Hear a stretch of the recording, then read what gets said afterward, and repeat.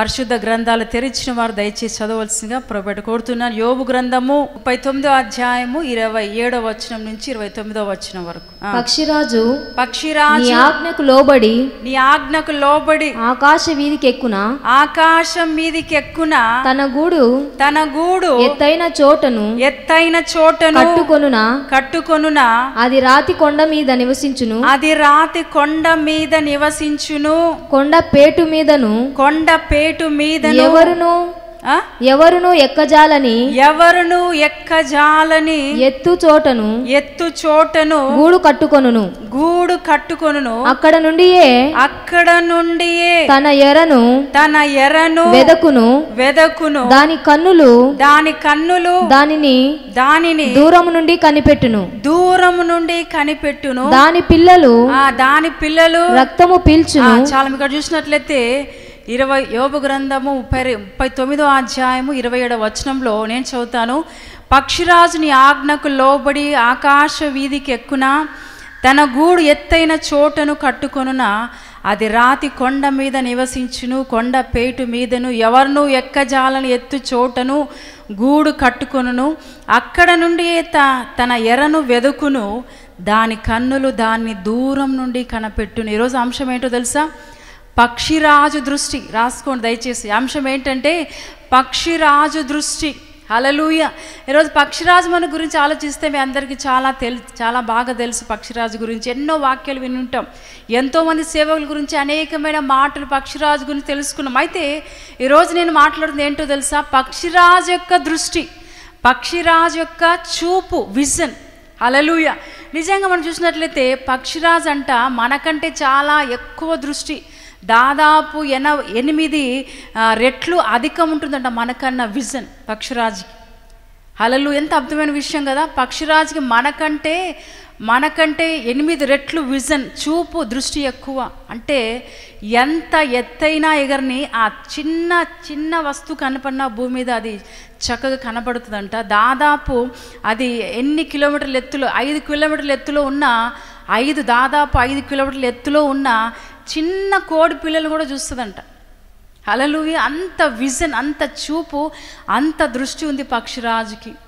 ఈరోజు ప్రభు మనతో పక్షిరాజు గురించి మనం తెలుసుకోవడం లేదు. ఈరోజు పక్షిరాజు యొక్క దృష్టిని గురించి మాట్లాడుకుంటున్నాం. హల్లెలూయా. పక్షిరాజు యొక్క చూపును, తన యొక్క విజన్ ఏ విధంగా ఉందో మనం మాట్లాడుకుంటున్నాం. అంత గొప్పగా, అంత తేటగా అది చూడగలదు. ఈరోజు మనకు అలాంటి చూపు ఉండదు. ఈరోజు మనం గమనిస్తే చిన్న పిల్లలకు కూడా స్పెట్స్ వస్తున్నాయి. చిన్న పిల్లలకు కూడా విజన్ కోల్పోయిన పరిస్థితిలో ఇట్లా భూతద్దాలు లాంటి అద్దాలు వస్తున్నాయి. ఎందుకంటే వారికి చూపు సరిగా లేదు. హల్లెలూయా. వారికి చూపు సరిగా లేదు. వారి తల్లిగర్భంలో కడుపులో ఉన్నప్పుడే వారు తిండి తినక పిల్లలు కొన్నిసార్లు మంద దృష్టి కలుగుతూ ఉంటూ చూపు ఉండదు, చూపు సరిగా ఉండదు. అయితే ప్రభు అంటున్నాడు పక్షిరాజు యొక్క చూపు, దృష్టి ఎంతో అద్భుతమైనది. అది చక్కగా తేటగా కనబడుతుందంట దానికి. పక్షిరాజు ఎంతో హైట్స్లో పక్షిరాజు ఎప్పుడు ఎక్కడ ఉంటుందో తెలుసు? హైట్స్లో ఉంటుంది, చాలా ఎత్తైన ప్రాంతంలో ఉంటుంది. ఇందాక మనం చదువుకున్నాం. పక్షిరాజు చూడండి 28వ వచనం, అది రాతి కొండ మీద నివసించును కొండపేటు మీదను ఎవరును ఎక్కజాలని ఎత్తు చోటును గూడు కట్టుకును. నిజంగా మాట చదువుతుంటే మనం కొన్నిసార్లు కొన్ని టూర్స్కి వెళ్తూ ఉంటాం, సైట్ సీయింగ్కి వెళ్తూ ఉంటాం. కొన్నిసార్లు ఎత్తైన ప్రాంతానికి వెళ్ళాలంటే చాలా భయం. ఎత్తైన ప్రాంతాలు వెళ్తే మన గిడ్డినెస్ వచ్చేస్తుంది, కళ్ళు తిరిగినట్లు అంటే ఆ ఎత్తైన ప్రదేశంలోకి మనం వెళ్ళం. కానీ పక్షిరాజు ఎక్కడ నివసిస్తుందో తెలుసా? ఎత్తైన ప్రాంతంలో రాతి కొండ మీద నివసిస్తుందంట. కొండపేటు మీదను ఎవరును ఎక్కజాలని ఎత్తులో, హైట్స్లో నివసిస్తుంది. హల్లెలూయా. అంటున్నాడు అక్కడ నుండి తన ఎరను వెదుకును దాని కన్నులు దాన్ని దూరం నుండి కనిపెట్టును. ఎంత అద్భుతమైన విషయం! దాని కన్నులు దూరం నుండి, అది ఎక్కడ ఉంటుందంటే ఎత్తైన ప్రాంతంలోనే. ఎత్తైన ప్రాంతంలో ఉండి కూడా బాగా చక్కగా తేటగా చూస్తుంది అది. అంటే పక్షిరాజుకు అంత మంచి దృష్టి, చూపు ఉంటుంది. ప్రియదేని బిడ్డ, ఈరోజు మనము ఆత్మీయ యాత్రలో ఉన్నతంగా జీవించడానికి మనకి ఎలాంటి కన్నులు కావాలో తెలుసా? పరిశుద్ధమైన కన్నులు కావాలి. హల్లెలూయా. ఆ ఉన్నతమైన ఆత్మీయ జీవితంలో, ఈ స్పిరిచువల్ లైఫ్లో మనం ఎట్లుండాలంటే మన కళ్ళు ఎట్లుండాలి? పరిశుద్ధంగా ఉండాలి. హల్లెలూయా. పవిత్రంగా ఉండాలి. హల్లెలూయా. దాని కళ్ళు చక్కగా చూస్తాయి. ఏదైతే ఎంత హైట్లో ఉన్న చిన్న కోడిపిల్ల చిన్న జంతువును కూడా చూసి ఏం చేస్తుందంటే అదేం చేస్తుంది, చూస్తుంది. అంత గొప్ప దృష్టి కలిగి తేట కనబడుతుంది. ఈరోజు ప్రభు అంటున్నాడు మనకు కూడా అలాంటి చూపు ఉండాలి, పరిశుద్ధమైన కళ్ళు మనకు ఉండాలి, చక్కని చూపు కలిగి ఉండాలి. ఏ విధంగా అయితే పక్షిరాజు చక్కని చూపు, చక్కని తేటగా చూసే కన్నులు ఉన్నాయో ఈరోజు మన జీవితంలో ఆత్మీయ జీవితంలో మనకు అలాంటి కన్నులు కలిగి ఉండాలి. ఈరోజు చాలామందికి పరిశుద్ధమైన కళ్ళు లేవు, పవిత్రంగా చూసి కన్నులు ఎప్పుడు చూసినా భయంకరమైన చూపు, దేవునికి అయిష్టమైన చూపు, దేవునికి అంగీకారం కాని చూపు, దేవునికి భరించలేని చూపుతో ఎన్నోసార్లు ఈరోజు జీవిస్తున్నారు. అందుకే ఆ భయంకరమైన జీవితం ఎవరు జీవిస్తున్నారు. ఈరోజు ప్రభు అంటున్నాడు మనకి ఎలాంటి చూపు కావాలో తెలుసా? ఈ ఆత్మీయ జీవితంలో, ఈ ఆత్మీయ వార్ఫేర్లో మనకి ఎలాంటి చూపు ఉండాలో తెలుసా? పరిశుద్ధమైన చూపు ఉండాలి. ఎప్పుడు పరిశుద్ధమైన చూపు వస్తుంది తెలుసా? ఎప్పుడైతే నువ్వు దేవుని సన్నిధిలో మోకరిస్తావో, ఎప్పుడైతే దేవుని సన్నిధిలో ఆరాధిస్తావో, ఎప్పుడైతే దేవుని సన్నిధిలో గోజాడు, when we are bow before God, God will exalt you. ఎప్పుడైతే దేవుని సన్నిధిలో మోకరిస్తావో, when you bow before God, God will exalt you. Hallelujah. దేవుని సన్నిధిలో ఎప్పుడైతే నువ్వు మోకరిస్తావో దేవుడే నిన్ను గణపరుస్తాడు. మనుషులు గణపరచిన అవసరం లేదు, దేవుడే నిన్ను ఎప్పుడో తెలుసా? ఎప్పుడైతే దేవుని సన్నిధిలో మోకరిస్తావో, ఎప్పుడైతే దేవుని సన్నిధిలో జీవిస్తావో, దేవుని సన్నిధిలో గడుపుతావో, సహవాసం అన్ని విషయాల్లో దేవుని వైపు చూస్తావో, దేవుని మీద ఆధారపడతావో, దేవుని ఎంతగా ఆశీర్వదిస్తాడంటే కొలత లేని ఆశీర్వాదాల చేత ప్రభు మళ్ళీ నింపుతాడు.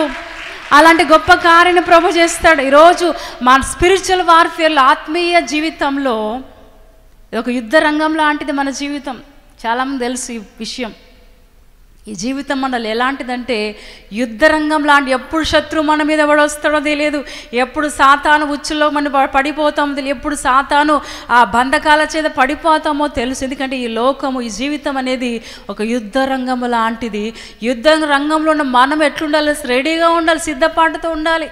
యుద్ధానికి వెళ్ళేటప్పుడు నువ్వు వట్టి చేతులతో వెళ్తే యుద్ధం చేస్తావా? గెలుస్తావా? గెలవలేదు కదా. వాడు వచ్చి నిన్ను ఏం చేస్తాడు? ఒక్క పోటు పొడుస్తాడు, అంతే, అయిపోయా. నువ్వేం చేస్తావు? చచ్చి ఊరుకుంటావు. కానీ సేమ్ అదేవిధంగా ఈ స్పిరిచువల్ వార్ఫేర్, ఆత్మీయ జీవితంలో మనము సిద్ధంగా ఉండాలి. దేవుణ్ణి అంటే సాతాను కాళ్ళు మన మీద పడకుండా ఉండాలంటే మనం సిద్ధంగా ఉండాలి. అలలు మనం యుద్ధం చేయడానికి సిద్ధంగా ఉండాలి. ఎవరితో యుద్ధం చేయడానికి చెప్పండి? ఎవరితో యుద్ధం చేయడానికి? నీ ఫ్రెండ్స్తోనా, లేకపోతే నీ బంధువులతోనా, లేకపోతే నీ కన్నా తల్లిదండ్రులతోనా? కాదు, సాతానుతో మనం యుద్ధం చేయడానికి సిద్ధంగా ఉండాలి. We are ready to battle. మనం ఎట్లా యుద్ధం చేయడానికి సిద్ధంగా ఉండాలి. ఈరోజు మనం యుద్ధం చేయడానికి సిద్ధంగా లేదు, కానీ ఎప్పుడెప్పుడు సాతాను వస్తాడో దాక్కుందాం, ఎప్పుడెప్పుడు సాతాను నా మీద పడతాడని దాక్కుందామా? ఎందుకంటే సాతాను శక్తి గొప్పది కాబట్టి ఆ సాతాను శక్తికి నేను పడిపోతున్నాను, పతనం అవుతున్నాను, ఆ సాతాను ఉచ్చుల్లోనూ నేను వెళ్ళిపోతున్నానని కొన్నిసార్లు పిరికితనముతో మనం జీవిస్తుంటాం. అయితే ప్రభు అంటున్నాడు, నువ్వు పిరికి వాడవు కాదు, పిరికితనము గల ఆత్మనికి ఇవ్వలేదు, కానీ దేవుడు ఎలాంటి ఆత్మనిచ్చాడంట? ఇంద్రియ నిగ్రహమును శక్తియు దేవుడు మనకు అనుగ్రహించే. పిరికితనం గల ఆత్మ ఇవ్వలేదు. అలాగే ప్రియ సోదరి, నువ్వు అనుకోవచ్చు నేను బలహీనరాలు. ఈరోజు చాలాసార్లు మా దేవుని దగ్గరికి వస్తుంటాం, మందిరానికి వస్తుంటాం, దేవుని పరిచర్య చేయాలని ఆశ ఉంటుంది స్త్రీలుగా కదా. చాలామంది స్త్రీలకు ఏంటంటే దేవుని యొక్క పరిచర్య చేయాలని ఆశ ఉంది, దేవుని యొక్క వాక్యాన్ని బోధించాలి, సువార్తను ప్రకటించి అనేక బిడ్డల దగ్గరకు వెళ్ళి సువార్తను ప్రకటించాలని చాలా ఆశ ఉంటుంది. కానీ కొన్నిసార్లు బలహీనతను బట్టి మనం ఏం చేయలేమంటే సువార్తను ప్రకటించలేని వారు. ఎందుకంటే నేను బలహీనరాలు, నా చేత కాదు, నేను ఒంటరిదాన్ని ఎట్లా వెళ్తాను, స్త్రీని నేను ఎట్లా వెళ్తానని ఎన్నోసార్లు మనం ఏం చేస్తుంటామంటే భయపడిపోతూ ఉంటాం. అయితే ప్రభు మనకి ఎలాంటి ఆత్మనిచ్చాడంటే శక్తియు ప్రేమయు గొప్ప ఆత్మను దేవుడు మనకిచ్చాడు. ఈ లోకంలో వెళ్ళి నువ్వు సువార్త ప్రకటించడానికి అద్భుతమైన శక్తిని దేవుడు మనకి ఇచ్చాడు. ప్రియదేని బిడ్డ, హల్లెలూయా. దేని వాక్యం అంటుంది స్త్రీలు బలహీనమైన ఘటాలను వాక్యం సెలవిస్తుంది. కాబట్టి దేవుడే చెప్పాడు, లేకపోతే దేవుని వాక్యంలో మాట్లాడుతున్నాడు. దీని వాక్యంలో ఉంది కాబట్టి నేను బలహీనంగా ఉండాలని ప్రభు మనకు ఆ మాట ఇవ్వలేదు. ప్రియదేని బిడ్డ, స్త్రీలు బలహీనమైన ఘటాలే, కానీ వారు ఏం చేస్తారు తెలుసా? బలమైన సైన్యంగా మారుస్తారు. హల్లెలూయా. బలహీనమైన ఘటాలే వారు ముందుకు వచ్చి నడిచినప్పుడు వారి ద్వారా అనేకమైన బలమైన కార్యాలు చేసే స్త్రీలుగా దేవుడు ఉంచబోతున్నాడు. బలమైన సైన్యం అంట మనం. హల్లెలూయా. కాబట్టి పిరికితనంతో ఉంటే నీలో ఏమి సాధించలేవు. బలమైన సైన్యంగా నువ్వు మారాలి, నువ్వు అనుకోవాలి. Let the week say I'm strong కదా. నేను బలహీనుడు అనుకుంటాడు, నేను బలవంతుడను. హల్లెలూయా. దరిద్రుడు అనుకుంటాడు, నేను ధనవంతుడు. Let the poor say I'm rich. Hallelujah. కాబట్టి ప్రియ దేవుని బిడ్డ, ప్రియ సోదరి, ప్రభు ఈరోజు మాట్లాడుతున్నాడు. దేవుడు నేను బలహీనంగా ఉండడానికి దేవుడు తీసుకురాలేదు, బలహీనంగా కూర్చోవడానికి, దేవుని సన్నిధిలో కూర్చోవడానికి దేవుడు ఇష్టపడట్లేదు. నీ ద్వారా అనేకమైన గొప్ప కార్యాలు చేయడానికి ప్రభు కృప చూపుతున్నాడు. హల్లెలూయా. ఒకటి దృష్టి గురించి మాట్లాడుతున్నాం. పక్షిరాజు యొక్క దృష్టి చాలా తేటగా ఉంది, చాలా చక్కగా చూస్తుంది. అయితే ఆత్మీయ జీవితంలో మనం కూడా అలాంటి చూపుని కలిగి ఉండాలి. పరిశుద్ధమైన చూపును మనం కలిగి ఉండాలి. పరిశుద్ధమైన కళ్ళు మనం కలిగి ఉండాలి. కంటిని గురించి ఆలోచిస్తే, మన కంటిని లేకపోతే విజన్ గురించి ఆలోచిస్తే చూడండి, మత్తయి సువార్తలో ఒక మాట ఉంది. మత్తయి సువార్త 6వ అధ్యాయము, మత్తయి సువార్త 6వ అధ్యాయము 22వ వచనం. మాథ్యూస్ చాప్టర్ 6 verse 22 చూడండి. మత్తయి సువార్త 6వ అధ్యాయం 22వ వచనం.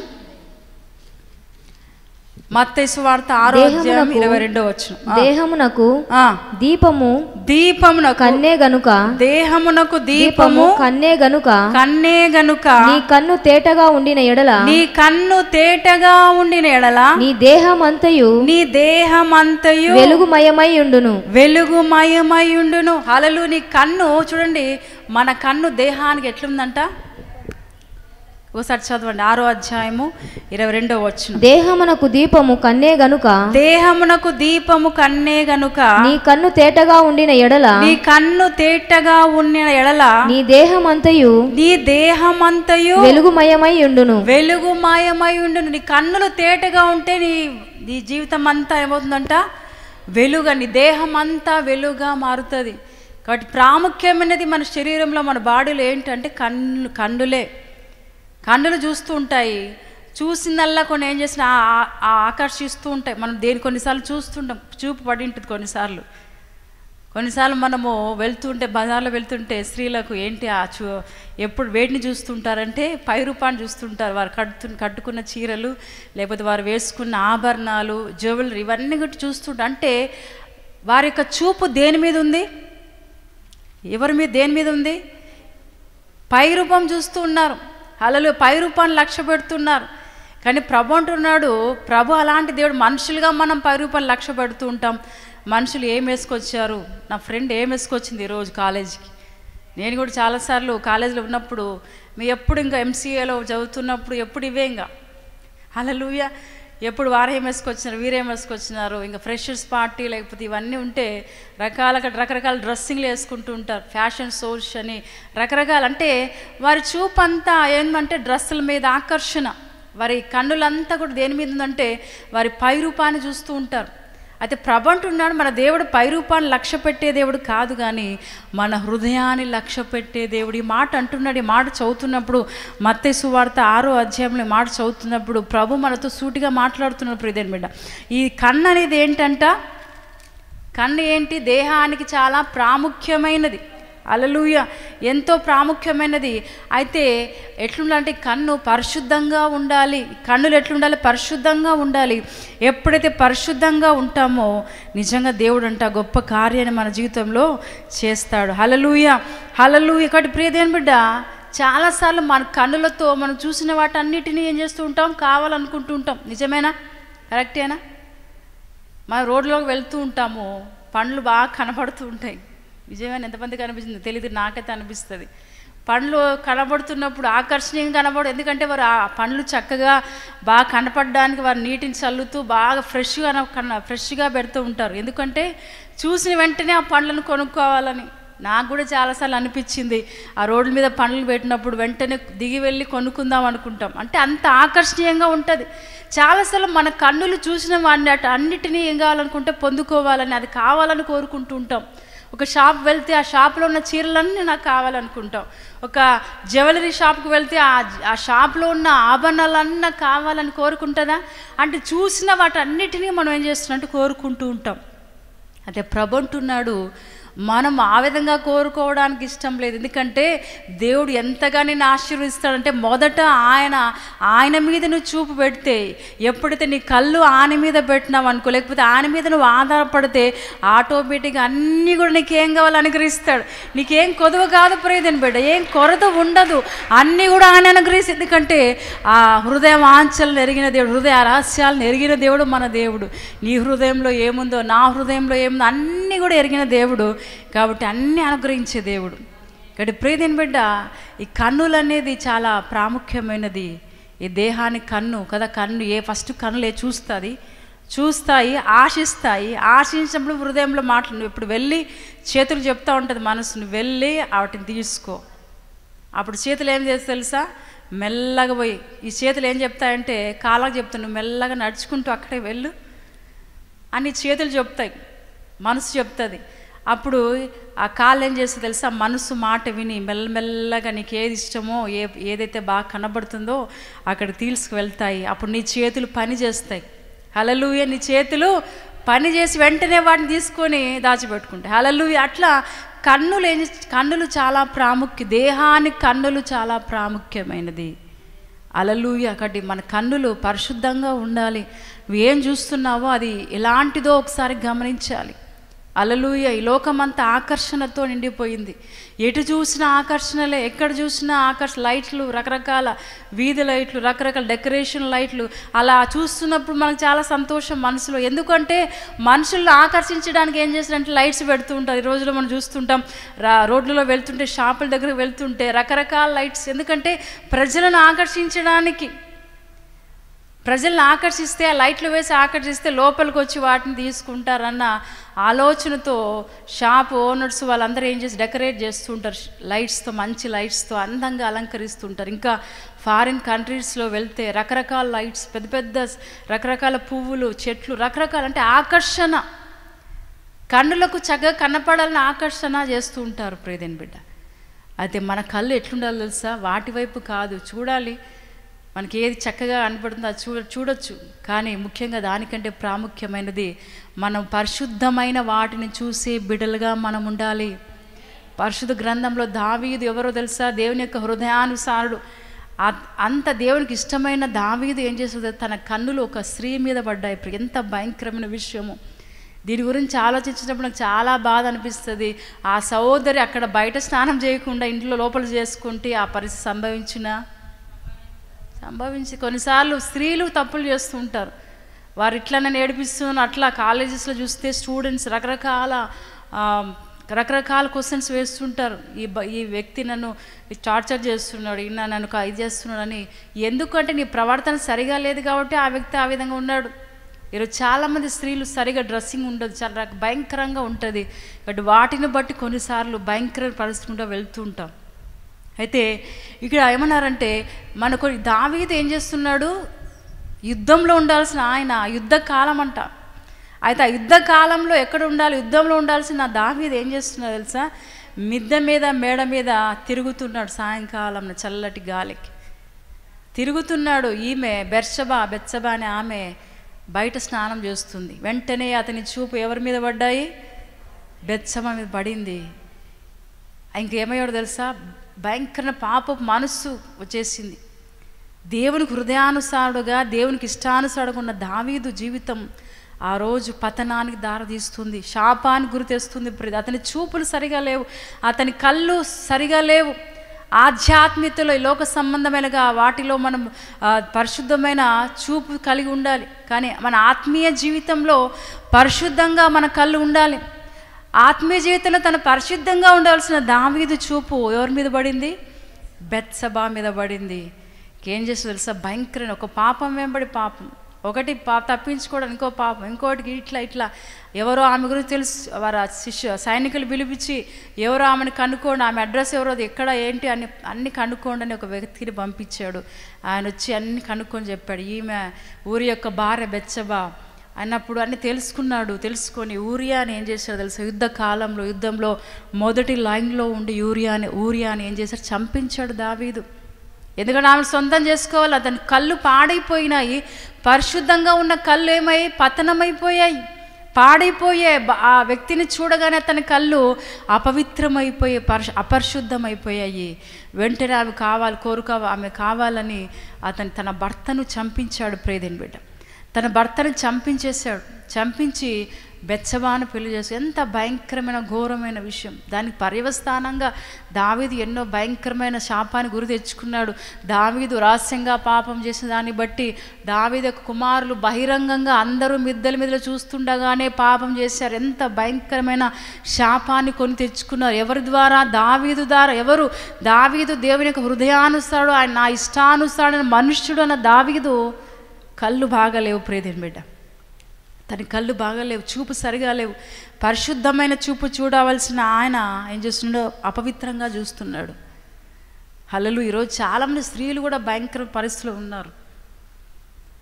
ఇన్ని భయంకరమైన సమస్యలు కూడా వెళ్తున్నారు స్త్రీలు, యవనస్తురాలు అంటే వారి జీవితం, వారి ప్రవర్తన దేవునికి ఇష్టానుసారంగా లేదు. వారి క్రియలు సరిగా లేనందున వారు ఏం చేస్తున్నారు? వారే శాపాలు కొని తెచ్చుకుంటున్నారు, వారే నష్టాలు కొని తెచ్చుకుంటున్నారు. హల్లెలూయా. కాబట్టి ప్రియదేని బిడ్డ, పరిశుద్ధమైన చూపు మనకు కావాలి. హల్లెలూయా. దేహంలో ప్రాముఖ్యమైనది కన్ను. అది కన్ను సరిగా ఉంటే దేహం అంతా కూడా ఎట్లుంటుంది? సరిగా ఉంటుంది. కాబట్టి ప్రియదేని బిడ్డ, ప్రభు మనతో మాట్లాడుతున్నాడు. ఈరోజు మన చూపు సరిగా ఉండాలి. పక్షిరాజుకి ఎంత తేట కనబడుతుందో మన ఆత్మీయ జీవితంలో కూడా మన చూపు అంత పరిశుద్ధంగా ఉండాలి. పరిశుద్ధ కళ్ళగా ఉండాలి. పరిశుద్ధమైన కళ్ళుగా మన కళ్ళు ఉండాలి. వేటినంటే వాడిని చూడడానికి మనం ఇష్టపడకూడదు. వేటినంటే వాడిని చూడడానికి, వాడిని స్వాధీనం చేసుకోవడానికి ఇష్టపడదు. కొన్నిసార్లు చూసిన వెంటనే వాడిని కావాలనుకుంటారు. చూసిన వెంటనే నాకు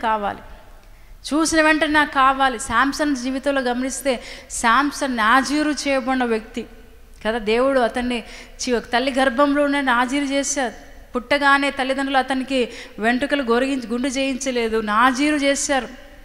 అయితే అలాంటి అభిషక్తుడు ఏమయ్యాడు తెలుసా? తన చూపు బాగలేదు, భయంకరమైన పని చేశాడు. దెలీలా మీద మోజుపడ్డాడు, భయంకరమైన జీవితాన్ని గడపడు. ఏం చేయాలో అభిషక్తుడు, నాజీరు చేయబడిన వ్యక్తి, దేవుని యొక్క అభిషేకం చేత నింపబడిన వ్యక్తి శాంసన్ ఏమయ్యాడు తెలుసా? చివరికి అతని కళ్ళు ఊరబెరికాడు. శత్రులు ఏం చేశారు? శాంసన్ కళ్ళను ఊడబెరికాడు. 2 చేతులను ఏం చేశారు? వాడు రాతికి దానిలో కట్టివేశారు, గోడలు కట్టేశారు. ఎందుకంటే అతని చూపు సరిగా లేదు. దెలీలా మీద మోజుపడ్డాడు. దెలీలా ఆయన ఏం చేసింది? మోసం చేసేసింది. అలలు ఎంత భయం అంటే ఇతని చూపు అంతా ఎవరి మీద ఉందా అంటే ఆమె మీద ఉంది, ఆ స్త్రీ మీద ఉన్నాయి.